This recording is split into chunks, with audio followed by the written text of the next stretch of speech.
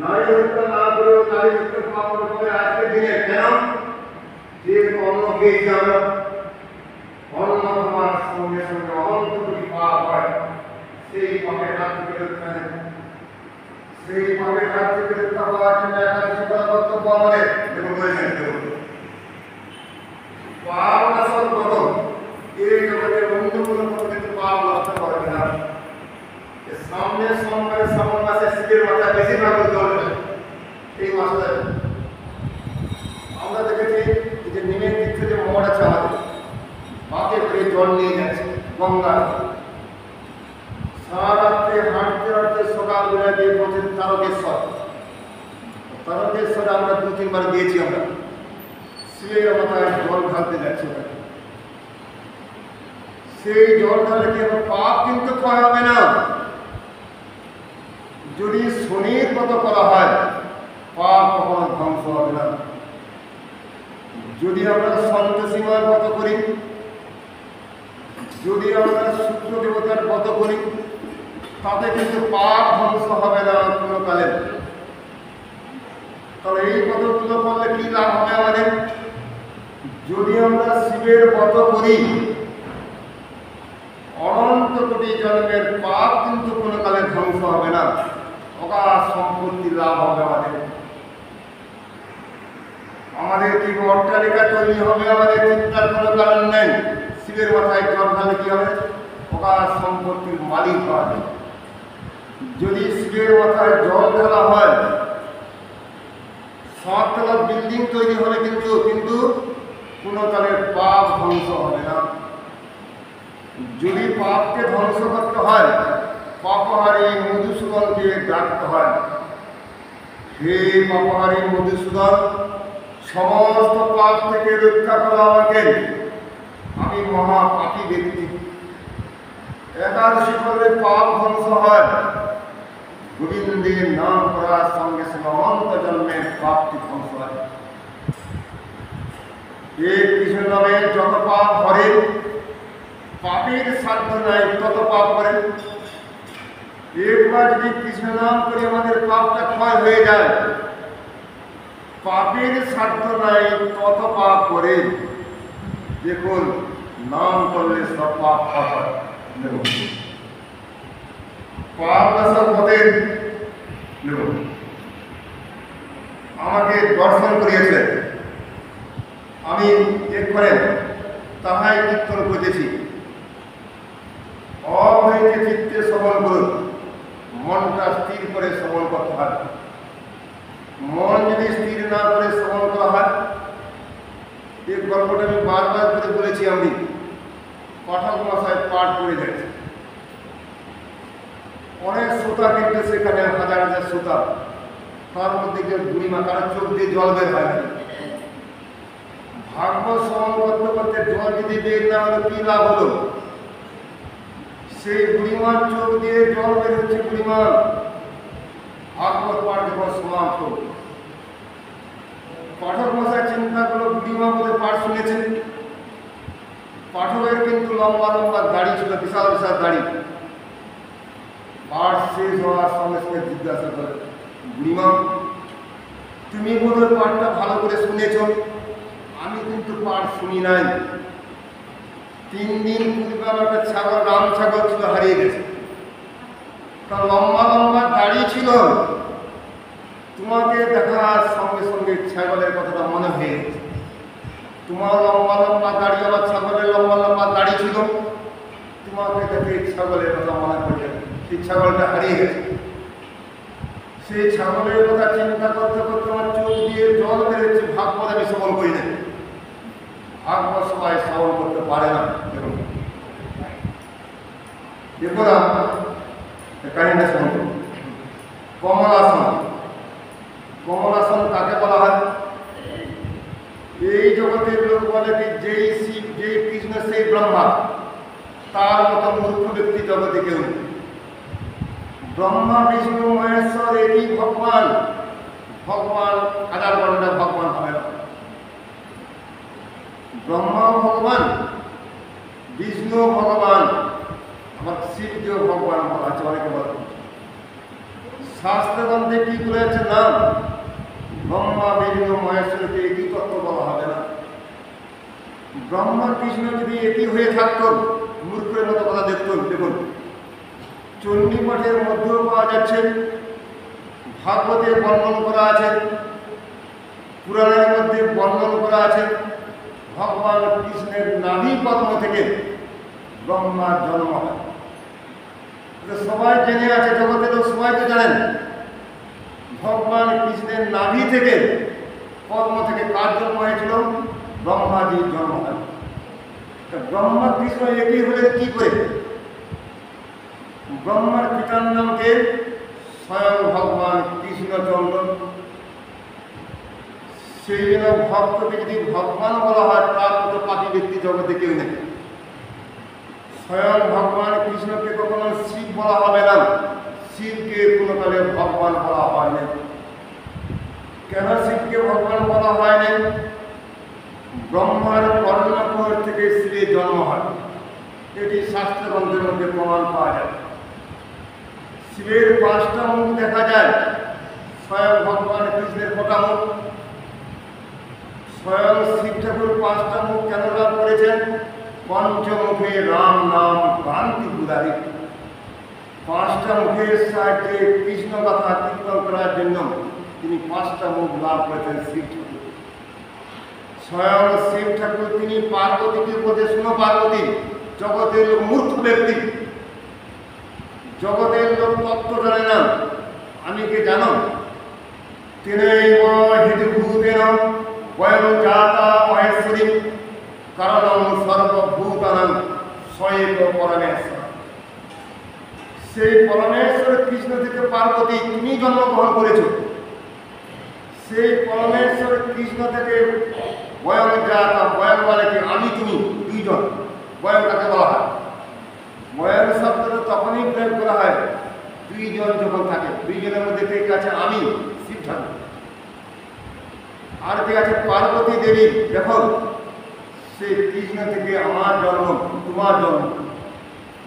কারণং সর্বভূতানাং স্বয়েক পরমেশ্বর। পরমেশ্বর কৃষ্ণ থেকে জগতে জীবের জন্ম হয়। তাহলে এটি হলো কি করে? শিবের বাবার নামকে স্বয়ং ভগবান কৃষ্ণচন্দ্র। শিব হচ্ছে বৈষ্ণব তত্ত্ব, ভক্ত তত্ত্ব। স্বয়ং ভগবান কৃষ্ণ কি? ভগবত তত্ত্ব, ভগবান তত্ত্ব। অনেকে বলেন কি স্বয়ং কৃষ্ণচন্দ্র তিনি কালী হয়েছিলেন আয়ান ঘোষকে দেখানোর জন্য। সে জায়গাটা এখন আছে কোথায়? এটা কি যেন যাবো, যেখানে রাধারানীর বিয়ে হয়েছিল আয়ান ঘোষের সঙ্গে, সেখানে ভালো করে লক্ষ্য করে দেখবেন কালী কৃষ্ণের মূর্তি দেখা যায় সে মন্দিরটার মধ্যে, কালী আর কৃষ্ণ। এই জগতের লোক বলে কি যে কৃষ্ণ তিনি কালী হয়েছেন, তাহলে কৃষ্ণ বলে তো একই বস্তু। যেহেতু কালী কৃষ্ণ হয়েছেন, যেহেতু এই জগতের অত্যন্ত মূর্খ ব্যক্তি। স্বয়ং ভগবান কৃষ্ণ বেদের মধ্যে বলে গেছেন এক এবং বহুশ্যাম। আমি এক হয়ে অনেক মূর্তি ধারণ করতে পারি, আমার সে ক্ষমতা আছে। আমি কি বিভিন্ন মূর্তি ধারণ করতে পারি, কিন্তু কোথাও উল্লেখ করা আছে কি কালী কখনো কৃষ্ণ হয়েছেন? কোথাও উল্লেখ করা আছে? কালী কখনো কৃষ্ণ হতে পারবেন না, কারণ কালী তিনি হচ্ছে ভক্ত তত্ত্ব, শক্তি তত্ত্ব। কালী কখনো কৃষ্ণের সঙ্গে সমান হবে না। যেই কৃষ্ণ সেই কালী, সবচেয়ে মূর্খের মতো কথা। দেখুন এই জন্য কি বলছেন? কমলাসন বিরিঞ্চি। বিরিঞ্চি কাকে বলা হয়? ব্রহ্মার নাম হচ্ছে বিরিঞ্চি। ভব বিরিঞ্চি বাঞ্ছিত দিতেন। ভগবানে কাকে বলা হয়? ভব। ভব বলা হচ্ছে কাকে বলা হয়? শিব ঠাকুরকে ভব বলা হয়, ভব পাগলা। স্বয়ং শিব ঠাকুরকে ভব বলা হয়। বিরিঞ্চি কাকে বলা হয়? ব্রহ্মাজিকে। দেখুন ভব বিরিঞ্চির বাঞ্ছিত প্রেম জগতে ফেলিল ঢালি।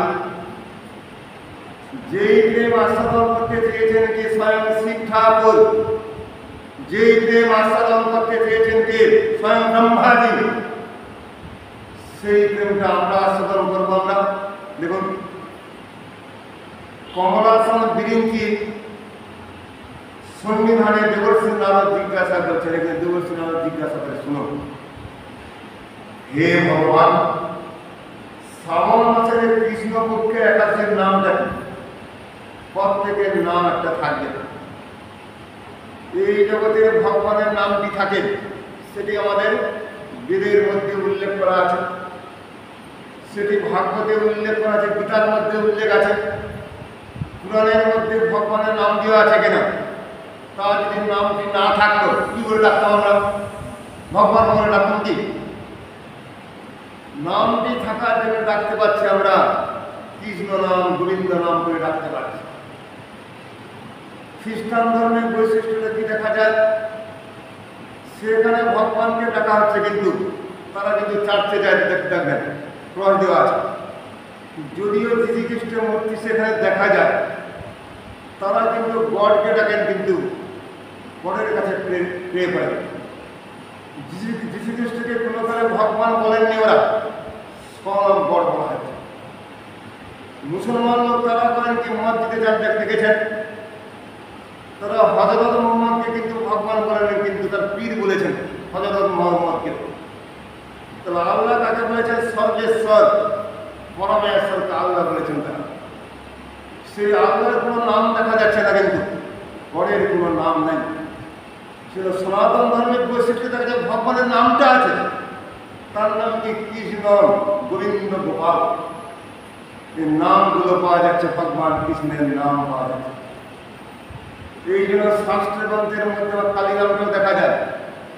যদিও কালীরামটা পুরাণের মধ্যে, বেদের মধ্যে দেখা যায়, কালীকে ভক্ত বলা হয়। শিবের নামটা দেখা যায়, গণেশের নাম আছে, কার্তিকের নাম আছে শাস্ত্রগ্রন্থের মধ্যে। এমনকি শনি দেবতার নাম আছে, সবার নামটা দেখা যায়। আর যাদের নামটি নাই শাস্ত্রগ্রন্থের মধ্যে, তাকে ভগবান বলেন। গ্রামে গ্রামে মন্দির তৈরি করে প্রচার করা হচ্ছে। সনাতন ধর্ম বেদকে আশ্রয় করে আছে, পুরাণকে আশ্রয় করে আছে, ভাগবতকে আশ্রয় করে আছে। যে শাস্ত্রগ্রন্থের মধ্যে ভগবানের নামটি নাই, সেই ভগবানকে মানব না, আমরা মানতে বাধ্য না। যেহেতু শাস্ত্রগ্রন্থ যে মানি আমরা, তাকে ভগবান বলা হবে না, অথচ ঘরে ঘরে ভগবান বলা হয়েছে। যাকে যাকে ভগবান বলতে গিয়ে করলো কি? বালক ব্রহ্মচারীর কথা ধরুন তো, সুখচর 54 দিন তাকে রেখে দিলেন, দেহ গলে গেল, পচে গেল, পোকা লেগে গেল। বালক ব্রহ্মচারী তিনি জেগে উঠবেন, শেষকালে পুলিশ দিয়ে চারদিকে দুর্গন্ধ ছড়িয়ে পড়েছে সুখচরে 24 ঘন্টা। সঙ্গে সঙ্গে তার দেহটাকে পুরানো হয়, তাকে ভগবান বলা হবে কিসের জন্য? ভগবানের মধ্যে এই গুণটি থাকবে না। বালক ব্রহ্মচারীর নাম তাদের বেদের মধ্যে নাই। যারা কলিকালে যারা ভগবান সেজেছেন, সেই ভগবানকে মানতে বাধ্য না। মানুষকে যখন ভগবান বলা হয়, খ্রিস্টান ধর্মকে শ্রেষ্ঠ কিছু বলা যেতে পারে, কারণ তারা মানুষকে কোনো কালে ভগবান বলেননি। গডকে ভগবান বলেছে, আল্লাহকে তারা ভগবান বলেছেন, কিন্তু আমাদের দুর্ভাগ্য, যেই মানুষটা মারা যাবে 2 দিন পরে হসপিটালে নিয়ে যাওয়ার সঙ্গে সঙ্গে সেলাইন দিতে হয়, সেই কিনা ভগবান সেজে আছে। সেলাইন দিয়ে কলেরা হওয়ার সঙ্গে সঙ্গে হসপিটালে বেডের মধ্যে ভর্তি করা হয়। সেই ব্যক্তিটার মাথার চুল পেকে যায়, দাঁত পড়ে যায়, সে ভগবান হবে কি? কৃষ্ণের ঠিক দাঁত পড়েছিল কোনো কালে, ভগবান কৃষ্ণের বৃদ্ধ মূর্তি দেখা যায় না। রামচন্দ্রের মহাপ্রভু কখনো বৃদ্ধ মূর্তি দেখা যায় না, রামচন্দ্রের মাথার চুল পাকেনি। রামচন্দ্র কখনো বৃদ্ধ হননি, ভগবান কৃষ্ণ কখনো বৃদ্ধ হননি, চৈতন্য মহাপ্রভু কখনো বৃদ্ধ হননি। ভগবান কখনো বৃদ্ধ হবেন না, ভগবত তত্ত্ব সেইদিকে বলা হয়। এই জগতে লোক ভ্রান্ত হয়ে যাকে যাকে ভগবান বলে মন্দির বানিয়ে বানিয়ে তাদের পূজা করতে শুরু করেছে। আর তার তাদের যদি বলা হয়, তখন তারা কি স্বপ্নাদেশ। স্বপ্নতে মিথ্যা জিনিস, স্বপ্ন কখনো সত্যি প্রায় হয় না। দেখুন, এই জন্য বলা আছে কি দেবর্ষী নারদ জিজ্ঞাসা করিলেন, হে ভগবান, কোন দেবতার আরাধনা, কোন দেবতার পূজা করা হবে আজকে? আমরা তো সমস্ত দেবতা পূজা করছি, কোন দেবতা? কৃষ্ণদের পূজা করা হবে। সেই পথের বিধি বাকি দেখুন, শাস্ত্রগ্রন্থের বিধি না মেনে গীতা যদি মেনে থাকি আমরা, গীতা তো সবাই মানে, প্রতি ঘরে ঘরে গীতা দেখা যায়। ভাগবত যদি নাও থাকে, আমরা তো ঘুরি চারদিকেতে, ভাগবত কিন্তু সব ঘরে নেই, গীতা কিন্তু প্রতি ঘরে ঘরে দেখা যায়। গীতা যদি পাঠ নাও করে, কিন্তু নিয়মটি আছে, স্নান করার পর অন্তত পক্ষে 4টে শ্লোক পাঠ করুন। মানুষের সময় নেই, 24 ঘন্টা গল্প করতে সময় আছে। গীতার একটা অধ্যায় যে পাঠ করবে গীতার, সেই পাঠ করার সময় নেই। দেখুন মানুষ কিন্তু অবস্থা, মানুষের স্বয়ং ভগবান কৃষ্ণ গীতার মধ্যে কি বলে গেলেন? য শাস্ত্রবিদ্যি উৎসিজ্য বর্ততে কামচারদম ন সিদ্ধি ন আপ্নতি ন সুখম ন পরাগতি। শাস্ত্রের যদি বিধি মেনে না চলি আমরা, স্কুলটা আমাদের এখানে আছে, স্কুলে একটা নিয়ম কানুন আছে কিনা? সেখানে বলা আছে ড্রেসটা পরে আসতে হবে, তাই থাকবে, বেল থাকবে। আমার কর্তব্য কি? গাঁজা খাবে না, মদ খাবে না, নিয়ম কানুন থাকে, স্কুলে নিয়ম কানুন থাকে। সে নিয়ম কানুন না মেনে যে স্কুল যায়, এটা ছাত্র বলা হবে না। স্কুল থেকে ঘাট ধাক্কাতে বের করে দেওয়া হয় যদি নিয়ম কানুন না হয়। শাস্ত্রগ্রন্থে যে নিয়ম কানুনটি দেওয়া আছে, তাকে ভগবান বলা হয় কি কথা করতে হয়, সেই নিয়ম কানুন মানতে বাধ্য আমরা। য শাস্ত্রবিদ্যি উৎসিজ্য বর্ততে কামাচারত, নিজের খেয়াল খুশি মতো ভগবান সেজে যাবে, নিজের খেয়াল খুশি মতো ঘরে ঘরে ভগবান সেজে যাবে। স্বয়ং ভগবান কৃষ্ণ বলে গেলেন কি? ন সিদ্ধি ন আপ্নতি ন সুখম ন পরাগতি। সেই ব্যক্তির এই জগতে কোনো কালে সুখ হবে না, পরকাল তো দূরের কথা, এই জগতে সেই ব্যক্তি কোনো কালে সুখ লাভ করতে পারবে না, শাস্ত্রের বিধিকে না। নারদ পঞ্চরত্নের মধ্যে একটি শ্লোক দেওয়া আছে, শ্রুতি স্মৃতি পুরাণানি পঞ্চরাত্র বিধি বিনা ওইখান থেকে হরিভক্তি উৎপাদা এবং কল্পদিন। এখানে পরিষ্কার উল্লেখ করে দিয়েছেন, শ্রুতি মানে কি? বেদ। স্মৃতি মানে কি? ভাগবত গীতা, পুরাণ। সেই বিধিগুলো যদি না মেনে চলি আমরা, উৎপাত সৃষ্টি হবে, উৎপাত সৃষ্টি হবে, চিন্তা করার কারণ। এই জন্য কোন পুণ্য লাভের এমন দীক্ষাটি নিলাম, যে অন্ধকার ঘরে ছিলাম, যেই মাংস খেতাম, দীক্ষা নেওয়ার পর সেই মাংস খেতে শুরু করছি। যে গাঁজাটি খেতাম আমরা, সেই গাঁজা খাচ্ছি। যে সিগারেটটি খেতাম আমরা, সে সিগারেট খাচ্ছি। পরিবর্তনটা কথা, মানুষকে ভগবান করে দীক্ষা নিলাম আমরা, ওখানে সে আগের মতো আছে। আগে যেরকম মাংস খেতাম, এখনো খাচ্ছি, গাঁজা খেতাম, এখনো গাঁজা খাচ্ছি। পরিবর্তনটা হলো কথা। মানুষের পরিবর্তন হওয়ার জন্য দীক্ষা নেব, দীক্ষা নিয়ে যদি পরিবর্তনটি না হয় বেকার। নামে দীক্ষা নেওয়া, সারা জীবন কাটিয়ে দিলে কিছু লাভ নেই। দেখুন, এই পথের বিধিবান নির্দেশী এবং কোন পুণ্য লাভের দেখুন সম্ভাবনা বা সবিষয়ে জানিয়ে ইচ্ছে করি, এই পথ করলে আমাদের কী লাভটা হয়, সেই সম্বন্ধে আমি একটু জানতে ইচ্ছা করি। যুধিষ্ঠির মহারাজ বলছে কার কাছে? স্বয়ং ভগবান কৃষ্ণের কাছে বলছে, দেখুন আপনি কৃপাপূর্বক জানাইলে কৃতকৃতার্থ হইব। আপনি যদি কৃপাপূর্বক জানান, আমি কিন্তু কৃতকৃতার্থ হইব।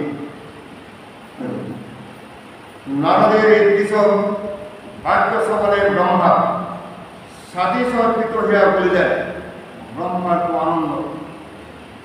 যত হরিকথা শুনতে যাওয়া হয়, যার কাছে শোনা হয় তারও আনন্দ, আর যে শুনতে চায় তারও আনন্দ।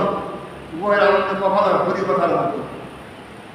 এই জগতের বস্তুর মধ্যে আনন্দ নাই। কেন আনন্দ নাই? আপনি বললেন যে বাক্সের মধ্যে 5 লাখ টাকা রেখে দিলেন, বাক্সের মধ্যে, ঘরের মধ্যে ভালো করে বাক্সের মধ্যে রেখেছেন 5 লাখ টাকা। চোর পরিবার চোর করলো কি রাত্রের মধ্যে আপনাকে ঘরের মধ্যে বেঁধে রেখে পিটিয়ে বাক্স সময়ের 5 লাখ টাকা তো নিয়ে চলে গেল। আনন্দটা কোথায়? যে টাকা লাভ করে আনন্দ লাভ করেছিলাম, চুরি হওয়ার সঙ্গে সঙ্গে দুঃখ দুঃখ। এই জগতের লোক সুখের সন্ধানে দৌড়াচ্ছে। বৃন্দাবনে একজন মহারাজ তিনি করেছিলেন কি, একজন ব্যক্তি সে চেয়েছিল 7 তলা বিল্ডিং বানাবো। 7 তলা বিল্ডিং বেশ কয়েক কোটি টাকা খরচা করে 7 তলা বিল্ডিংটি বানালো। যেই দিন সে ঘরের মধ্যে প্রবেশ করতে যাবে সেই দিন তার মৃত্যু হয়ে গেল। এত কোটি কোটি টাকা খরচা করে একদিনের জন্য ঘরের মধ্যে বাস করতে পারলো না। একদিনের জন্য ঘরের মধ্যে বাস করতে পারলো না, কিসের জন্য? তার যে মৃত্যু হয়ে গেল ঘরে প্রবেশ করার পূর্বে। অথচ কয়েক বছর যাবৎ 7 তলা বিল্ডিং কয়েক হাজার কোটি টাকা, কয়েকশো কোটি টাকা খরচা করে তৈরি করেছিল, কিন্তু সে ঘরের মধ্যে প্রবেশ করতে পারল না। মনে রাখবেন, নারদের বাক্য সকলের ব্রহ্মা অতিশয় বিদ্রোহী বললেন, হে বৎস, লোকহিতার্থে তোমার প্রশ্নের যথাযথ উত্তর দিতেছি, শ্রবণ করো। জগতের কল্যাণের জন্য গীতার মধ্যে পরিষ্কার উল্লেখ করা আছে, সর্ব উপনিষদ গাব দুগ্ধা গোপাল নন্দন। আমার কি সুধীর ভক্তা পার্থবৎস, আর এইটি পরিষ্কার করে উল্লেখ করা আছে, সর্ব উপনিষদ গাব, গরুটাকে উপনিষদ বেদ। বেদ কিন্তু সহজে সবাই পাঠ করতে পারবে না, বিশাল বেদ। সেই বেদ পাঠ করতে গেলে কি হবে? সারা জীবন কলিকালে বেদ পাঠ করা অসম্ভব ব্যাপার, বিশাল বেদ। সেই জন্য গীতার মধ্যে ভগবান কৃষ্ণ বলে গেলেন, সর্ব উপনিষদ গাব। যত প্রকার বেদ আছে তাকে বলা আছে গরুর সঙ্গে গাভীর সঙ্গে তুলনা করা হয়। আবার কি বলা আছে? দুগ্ধা গোপাল নন্দন। সেই বেদকে দহন করছে কে? বেদকে দহন করছে কে? স্বয়ং ভগবান কৃষ্ণ গাভীকে দহন করছে। গাভীটা মানে কে? সে বেদটা কি? গীতা, গীতা শাস্ত্র। আর কে? পার্থবৎস। গরুর বাচ্চাগুলো করে কি মায়ের ব্যাটের মধ্যে মুখ দেয়, দুধ পান করে।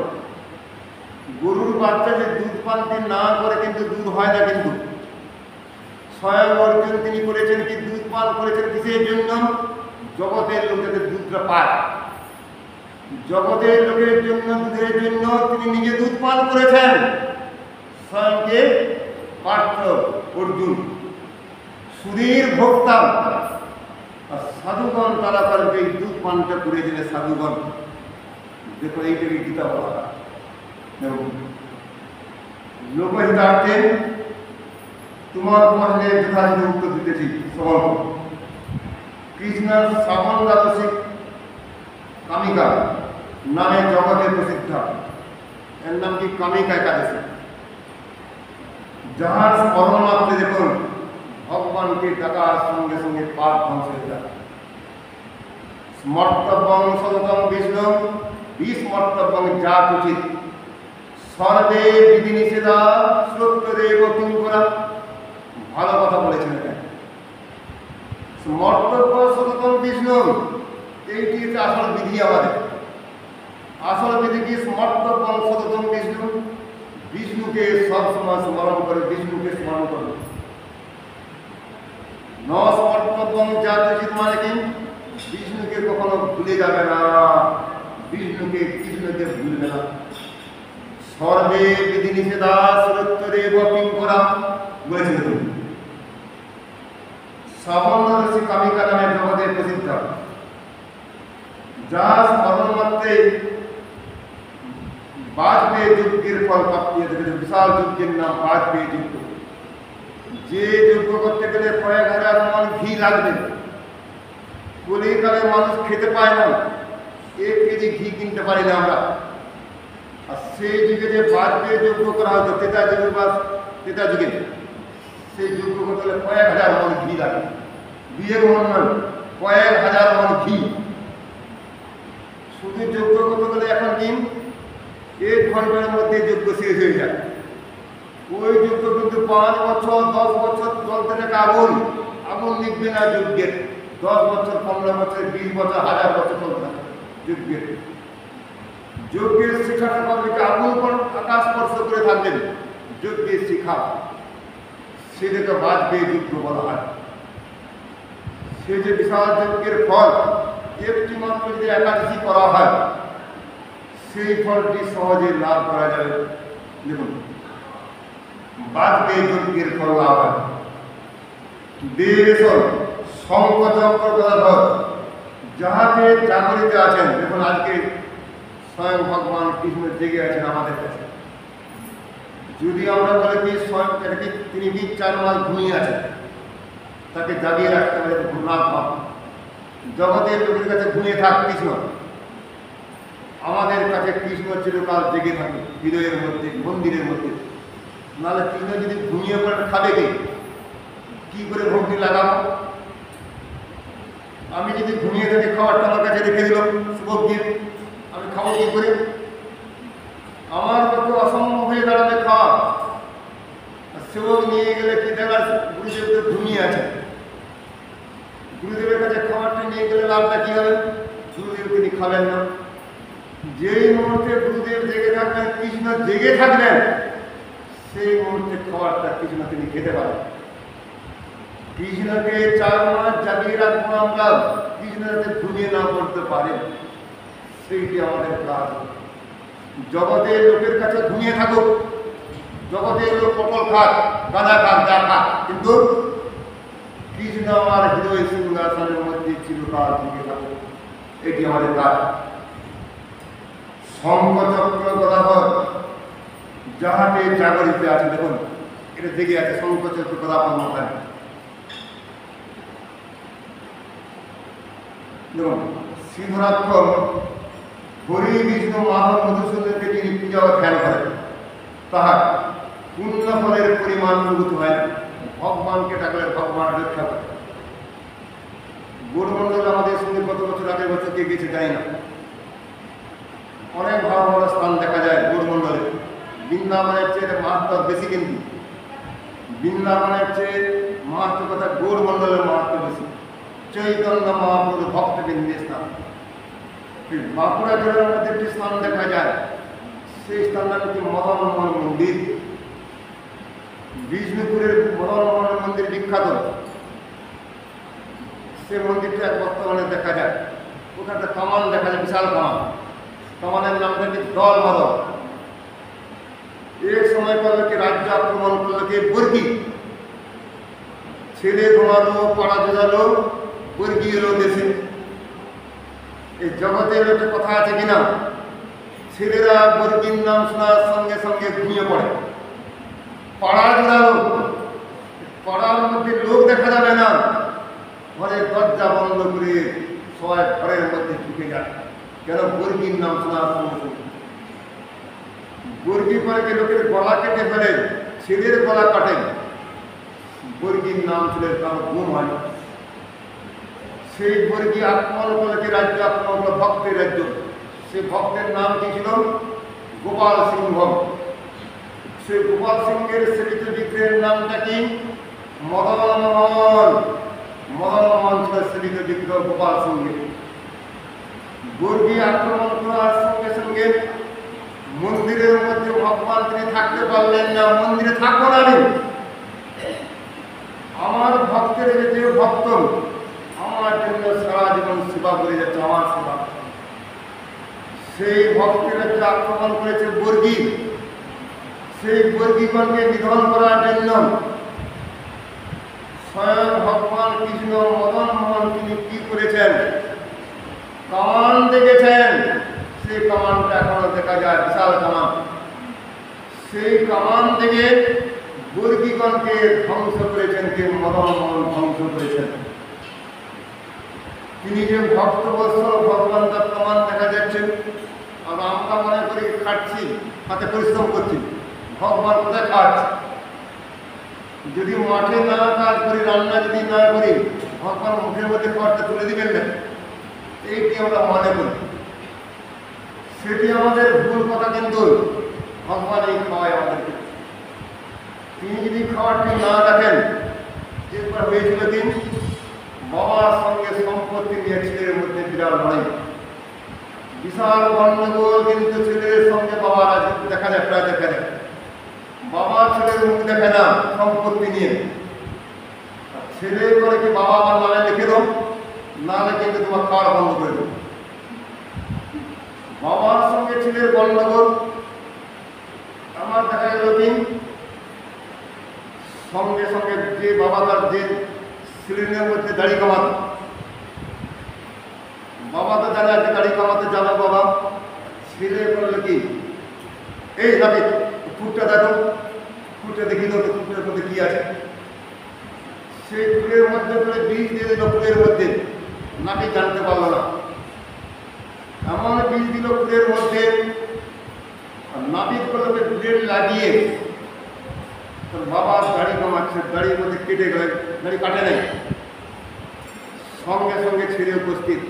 দাড়ি যদি না কেটে যায়, তার যদি না কাটে, রক্তের মধ্যে বিষটা যদি না যায়, বাবা তো মৃত্যু হবে না। শুধু দাড়ি কামালে হবে না, কিন্তু কাজ করতে হবে না। ফুলের মধ্যে তো বিষটা দিয়ে দিয়েছে যে আমি কাজ করি তো, এই বলে এখানে উপস্থিত। সঙ্গে সঙ্গে বাবার সঙ্গে তর্ক করতে শুরু করবে। বাবা রেগে গেলেন, ছেলেও রেগে যাচ্ছেন, রাগতে রাগতে নাপিত গাড়ি কামাচ্ছেন, মুখটা নড়তে যাচ্ছেন। সঙ্গে সঙ্গে গলাকে খুর দিয়ে সঙ্গে সঙ্গে গাল কেটে গেল। খুরের মধ্যে ছিল বিষ, রক্তের মধ্যে বিষে গিয়ে বাবার হয়ে গেল মৃত্যু। এই সমস্ত কাহিনী তো দেখা যায় জগতের মধ্যে। দেখুন এইগুলো দেখা যায় কি করে বাবাকে মারতে হয়, ছেলেকে মারতে হয়। দেখুন দেখুন পুণ্যফলের পরিণাম। গঙ্গা, গোদাবরী, কাশী, নৈমিষারণ্য, সব জায়গায় আমাদের যাওয়া। গঙ্গা তো সামনে একটা নদী, আর আমরা যে আসল যে গঙ্গা সেখানে গিয়েছি আমরা। কোথায়? গোমুখ। গোমুখটা আমাদের যাওয়া হয়নি, যদিও গোমুখটা কিন্তু কঠিন জায়গা। গঙ্গোত্রী থেকে প্রায় 21 কিলোমিটার দূরে দুর্গম জায়গা। হাতে প্রাণটা নিয়ে যেতে হয়, হাতের মধ্যে প্রাণ থাকে। আমরা মনে করি কি প্রাণের মধ্যে প্রাণটি থাকবে, সেটি কিন্তু নয়। ওই 21 কিলোমিটার যখন হাঁটতে যায়, বিশাল দুর্গম জায়গা, কেউ যেতে পারে, মুনি ঋষিগণ সেখানে হাত করে। সেখানে গোমুখ গঙ্গার উৎপত্তি। আমরা গঙ্গোত্রী পর্যন্ত গিয়েছি, গঙ্গোত্রী। সেই গঙ্গা জলটা ঋষিকেশ হয়ে হরিদ্বার হয়ে এসেছে। কোথায়? এলাহাবাদ। লাস্টের নবদ্বীপ হয়ে চলে গেছে গঙ্গাসাগর। দেখুন গঙ্গা নদী দেখেছেন, গোদাবরীকে দেখেছেন নাকি? গোদাবরী, গোদাবরী আমরা 2-3 জায়গায় গোদাবরী নদী দেখেছি। কিন্তু প্রথম কোথায়? নাসিকের কাছে গোদাবরী, যেখানে কুম্ভ মেলা হয়। নাসিক, নাসিক নামে একবার গেছে, যেখানে সুর্পনাখার নাক কান কেটেছিল, সেটা গোদাবরী তীরে। উড়িষ্যার মধ্যে গোদাবরী নদী দেখা যায়। সে গোদাবরী নদী দেখা যায়, উড়িষ্যার মধ্যে আছে গোদাবরী নদী দেখা যায়। দেখুন কাশী তো আমরা দেখেছি, কাশী, কাশীর বর্তমান নাম কি? বারাণসী, কাশী। নৈমিষারণ্য কারা গিয়েছে দেখতে, বেলাতে গিয়েছে কয়েকবার, গিয়ে গিয়েছে, অনেক গেছে নৈমিষারণ্য, যেখানে ভাগবতের 3য় অধিবেশন হয়েছিল। ভাগবতের প্রথম অধিবেশন কোথা হয়েছিল? ভাগবতের প্রথম অধিবেশন হয়েছিল বদ্রীনাথ, ব্যাস গুহার মধ্যে ছোট্ট গুহা, যেখানে সরস্বতী নদীর উৎপত্তি। গঙ্গা, যমুনা, সরস্বতী নদী। সেই সরস্বতী নদীর উৎপত্তি কোথায়?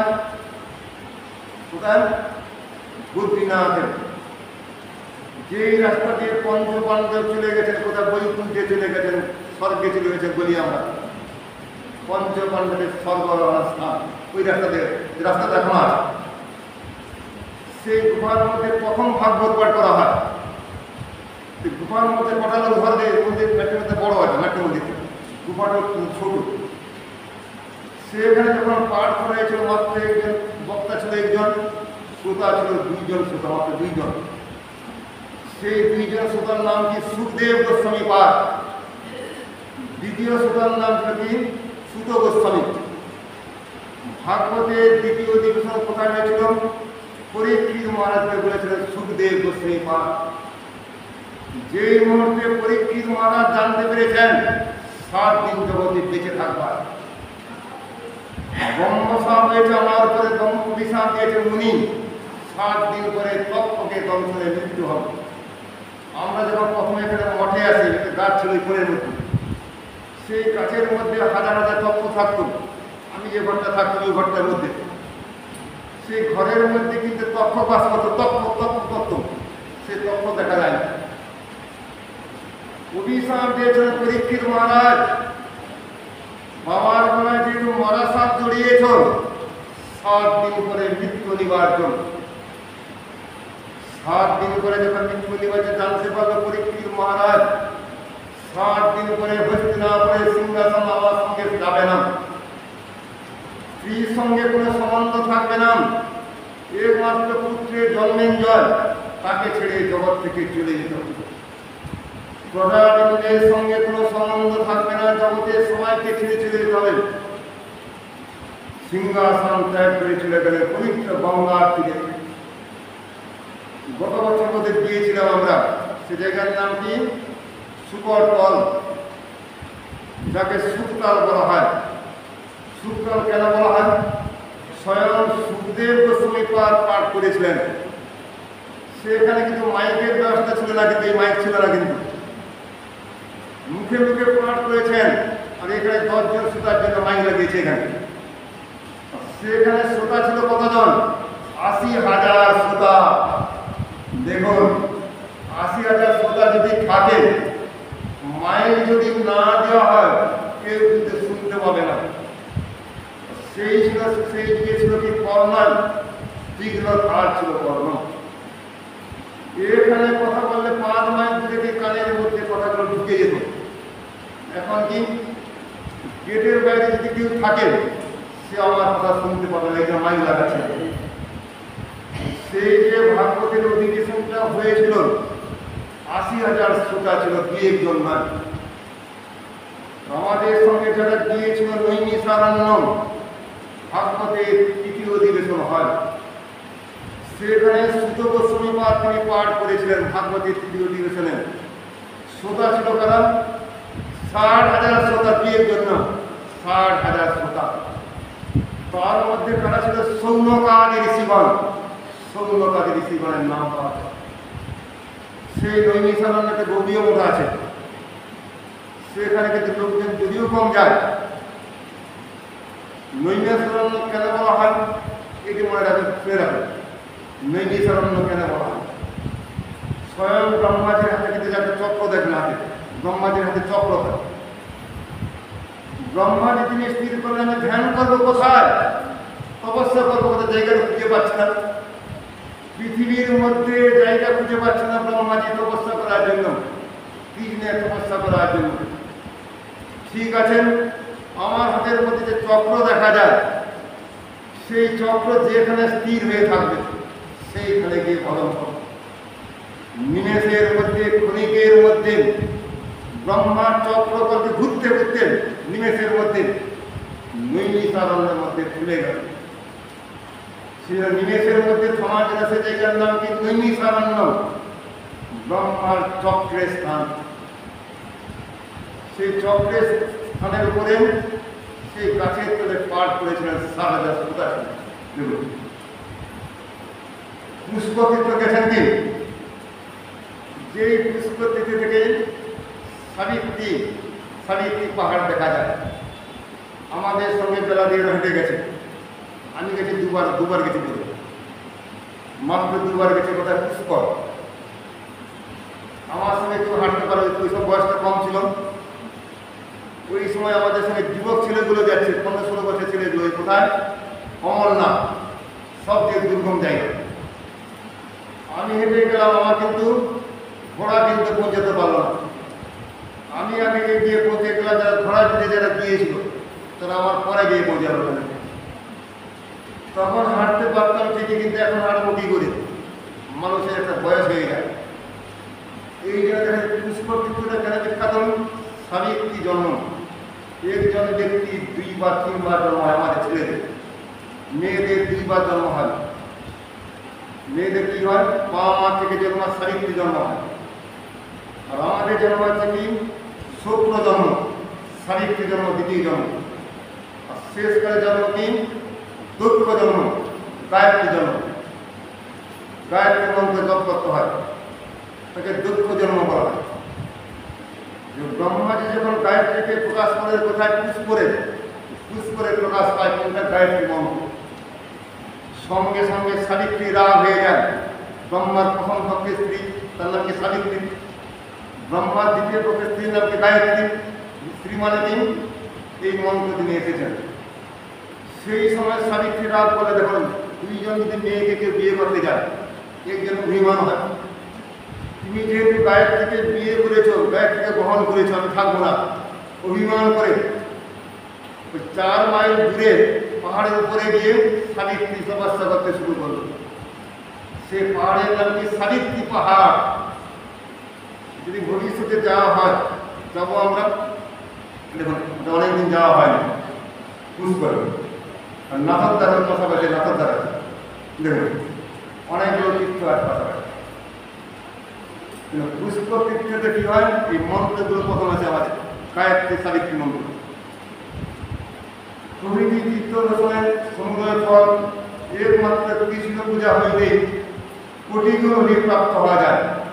দেখুন কৃষ্ণ পূজা করলে সব ফল লাভ। দেখুন শশাবরদত্ত বসুন্ধরা দানের ফলে গত পালনকারী অনায়াসে লাভ করে ফেলে। এমনকি সবস্থার দুঃখবর্তী ধীরদান দুর্লভ ফল ঈর্ষিত কামিকরা প্রতিপালনের দৃষ্টি হয়ে থাকে। গাভী যদি দান মঠে দান করতে হয়, সব অবস্থা গাভী দান করতে হয়। যে গাভী দুধ দেয় সেই গাভীকে দান করতে হয়। ঘরের মধ্যে গরু রাখার জায়গা নেই, গরু দিয়ে গেলাম মঠের মধ্যে, যে গরু দান করলো মরার পরে সেই ব্যক্তি নরগতি হয়। বুড়ো গরু কখনো দান করতে নাই, বুড়ো গরু দান করতে গেলে গিয়ে নরগতি হয়। সব অবস্থা গরু দান করতে হয়, এইটি জগতের নিয়ম। একবার একটা গরু দান করলো কি, এমন বাচ্চা নিয়ে এলো 1 ঘন্টার মধ্যে বাচ্চা মারা গেলেন। আমাদের গরু ছিল আর দেখুন, গরু যদি দান করা হয়, দান করা বস্তু দ্বিতীয়বার কাউকে দান করতে নেই। সেই কাহিনী ভাগবতের মধ্যে পাওয়া যায়, নিগ মহারাজের কাহিনী। উনি অনেক কিছু গরু দান করেছে ব্রাহ্মণ বৈষ্ণবকে। তিনি একটা গরু দান, লক্ষ লক্ষ গরু আছে, লক্ষ লক্ষ গরু তিনি দান করেছেন ব্রাহ্মণ আর বৈষ্ণবগণকে। শেষ করে একটা গরু ব্রাহ্মণ দান করেছে, নিয়ে যাচ্ছে। সে গরু বলল কি, দড়ি ছিঁড়ে ব্রাহ্মণের হাত থেকে গরু দলের সঙ্গে মিশে গেল। মহারাজ তিনি জানেন না যে এই গরুকে দান করেছে। মহারাজ জানতে কি, লক্ষ লক্ষ গরু আছে ওখানে, কোন গরু যে আমি দান করেছি আমি জানতে পারবো না। যে গরুটা দান করেছিল সেই গরুটা দড়ি ছিঁড়ে গরু দলের সঙ্গে মিশে গেল। পর মুহূর্তে সেই গরুটাকে অন্য একজন ব্রাহ্মণকে দান করে ফেলেছে ভুলে। দান করার সঙ্গে সঙ্গে প্রথমে যে ব্রাহ্মণকে দান করেছিল গরুটাকে, সেই ব্রাহ্মণ বলছে আমি কিন্তু আমাকে এই গরুটা দান করেছ। আর দ্বিতীয় ব্যক্তি বলছে যে না, মহারাজ আমাকে দান করেছে। দুজনের মধ্যে বিরাট গণ্ডগোল। মহারাজ আমাকে দান করছে, সে বলছে আমাকে দান করছে। মহা গণ্ডগোল সৃষ্টি হয়ে গেছে। সেই সময় মহারাজ বলছে দেখো, তোমাদের মধ্যে একজন গরুটা নিয়ে যাও, অন্য একটা গরু দান করছি আমি, কিন্তু অন্য একটা গরু নিয়ে যাও। এই দুজনের নাফর বান্দা, যে গুরু দান করেছে সেই গুরু আমাদের চাই, অন্য গুরু দেবো না আমরা। মহারাজ বিপদে পড়ে গেলেন, এই জন্য গুরু দান করেছিল তিনি অন্যজনকে দিয়েছেন। শেষকালে দ্বারকার মধ্যে দেখা যায় যুক্তি দেখা যায়, দ্বারকার মধ্যে কুয়োর মধ্যে সেই মহারাজের জন্ম হয়, টিগলা জন্ম, গিরগিটি জন্ম। এই জগতে গিরগিটিটা ছোট হয়, কিন্তু কুয়োর মধ্যে যে গিরগিটি দেখা গেল, সেই গিরগিটি কত বড়, টিগলাস বিশাল। স্বয়ং ভগবান কৃষ্ণ তাকে উদ্ধার করেছিলেন দ্বারকা থাকাকালে। দান করলে দান করার বস্তু কখনো গ্রহণ করতে নেন। দেখুন, এই জন্য শ্রাবণে নরোত্তম বসুদেবকে পূজা করেন, তিনি দেবতা গন্ধযুক্ত দ্বারা পূজিত হয়ে থাকেন। সুতরাং পাপ মানুষের পক্ষে কামিকা দিবসে সর্ব পর্যন্ত সহকারে যথাশক্তি শীতল অর্থের অবশ্যই কর্তব্য। যাহারা পাপ পঙ্কপূর্ণ সংসার সাগরে নিমগ্ন, সংসার সাগরে নিমগ্ন হয়ে গেছে, হাবুডুবু খাচ্ছে। যদি দেখেছেন তো ব্রহ্মপুত্র নদী দেখেছেন, ফুলবাড়ি থেকে কত বিশাল জল বর্ষাকাল।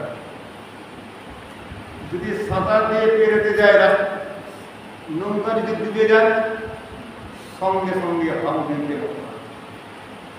যে নৌকার মধ্যে ফুটো থাকবে, যে নৌকার মধ্যে ফুটো দিয়ে জল উঠে যাবে, সেই নৌকার মধ্যে উঠলে মাঝখানে গিয়ে ডুবে মারতে হবে আমার।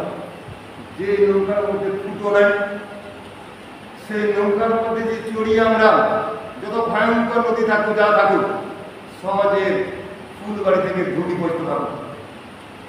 নৌকার মধ্যে যে ফুটো থেকে যায়, জল উঠে নৌকা ডুবে মরবে, মানুষ মারা যায়।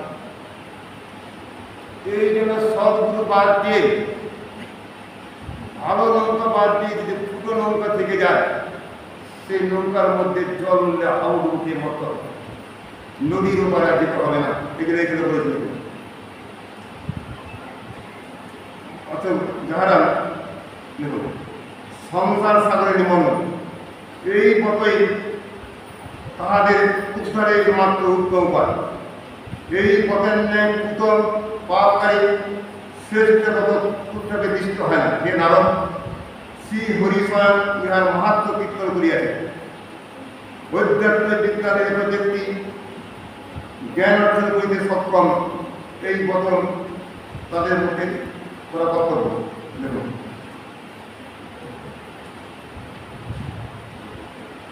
শ্রীকে হে রাজন, আমি আপনার নিকট দেখুন সর্বপাতক কামিকার মাহাত্ম বর্ণন করিলাম। অতএব যিনি ব্রহ্ম হত্যা, ভ্রূণ হত্যা, বৈষ্ণব নিন্দাকারী, মহাপুণ্য পদার্থ কামিকা পথক পালন করিবেন, শব্দ সাগরে স্মরণ করিবেন, তিনি সর্বপাত বিমীন করিয়া বিভিন্নকে গ্রহণ করিবেন। তার বিভিন্ন দুর্গতি হবে অবশ্যই। এবং আজকের দিনে করবেন কি, যিনি হরিনাম করবেন, একাদশী করার সঙ্গে সঙ্গে পূজনী, পূজনী কাকে বলা, সুজনী কাকে বলব, বৈষ্ণব ঘরে জন্ম, পশুপক্ষের হয়ে থাকে স্বর্গে বা নিরয়ে, তব ভক্তি রঘু ভক্তি বিনোদ হৃদয়, এটিকে সুজনী বলা হয়। যে জনিতে আমাদের কৃষ্ণ ভজনটি হয় সেটিকে সুজনী বলা হয়। আর যে জনির মধ্যে আমাদের কৃষ্ণ ভজন না হবে সেটি পূজনী। এই বলছে কেশব ক্রিয়া তুলসী পত্র থেকে হরি পূজা করেন, এই তুলসী পত্র দিয়ে হরি পূজা করতে থাকবে। এই বলে চাতুর মাস পথ শুরু হয়েছে, একদিন চলে গেল, সামনে একাদশ পড়বে, তারপরে একাদশ দিকে ঝুলন যাত্রা। ঝুলন যাত্রা একদম সামনে এসে গেছে, কালেকশন দিকে বেশি করে যাওয়ার। কারণ আগে প্রথম যেটা আমরা লাইটিং যেমন করতাম, আমরা লাইটিংটা, সে লাইটিংয়ের প্রথম কিন্তু 10,000 টাকা, গত বছর এই যে 35,000, এই বছর 40,000 টাকা নিবে। তো লাইটিং করতে 40,000 টাকা, প্যান্ডেলটা প্রথম থেকে শুরু করি 12,000 টাকা নিবে। কালেকশন তো আগের মধ্যে দিচ্ছি 12,000 টাকা। যেই 50 টাকা দিতাম, এখন সেই 50 টাকা দিচ্ছি। কালেকশন যদি না বাড়ে আমাদের, তাহলে খরচা দেওয়া মুশকিল হয়ে দাঁড়ায়। কারণ এই প্যান্ডেল করতে এবার গতবারে নিয়েছে 36,000 টাকা নিয়েছে এই স্বামী প্যান্ডেলের, সামান্য প্যান্ডেল। আমি চিন্তা করছি এখানে প্রাইজ বসিয়ে দিয়ে একটা রাফ প্যান্ডেল তৈরি করে রাখবো, দিয়ে দেবে স্ট্রাকচার করে রাখবো। তুই জন্মাষ্টমীর সময় 3 লাগিয়ে দেবো আমরা, তারপরে আমি কম পয়সার মধ্যে হয়ে যাবে, এটা চিন্তা করতে চাই। এখন তার হবে না। এবার এই জন্য আমরা করবো কি, সামনে ঝুলন জন্মাষ্টমী এসে গেছে, আমাদের কাজটা এর মধ্যেই শুরু, আগামীকাল পরশু দিন শুরু করতেই হবে, সময় নেই।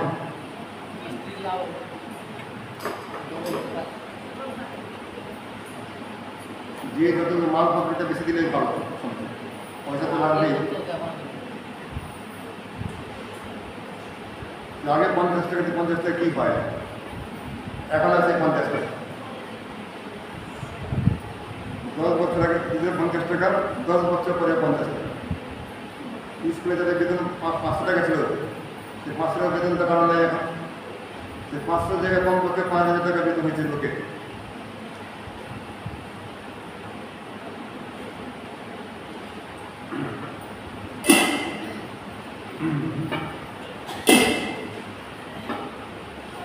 বারান্নটা 9:23-এর মধ্যে, বারান্নটা কিছু সময় শীত 2টার পর থেকে 9:23-এর মধ্যে। এরপরে 3টা বছর, 4টে বছর পর পড়বে। কী কী 4টে পড়বে? প্রথমে পড়বে কি, ওটা কি ছিল পবিত্র আলোপনে একাদশী, যে দিকে ঝুলন যাত্রা শুরু হবে। তারপরে পড়বে কি বড়দেব পূর্ণিমা, তারপরে জন্মাষ্টমীতে বড় উপবাস আছে, তারপরে একটা আবার একাদশী পড়বে, পাশাপাশি 4টা পড়বে। ঘন ঘন উপবাস আছে কিন্তু, আর এবার লোকজনটা বেশি হবে। 24 মতো মেদিনীপুর থেকে আসবে 100-150 মতো লোক আসবে, ফোন করছে, টিকিট করতে হবে।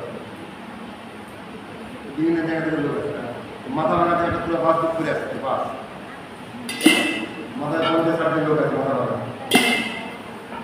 থাকার জায়গাটা হয়ে যাবে, ফলগুলো আছে, স্কুল ফলগুলো আছে। কাজ করার লোকটা বেশি লাগবে।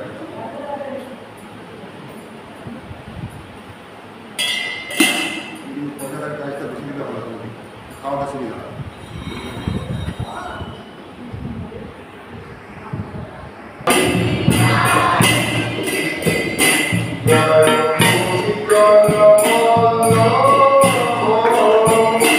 Joy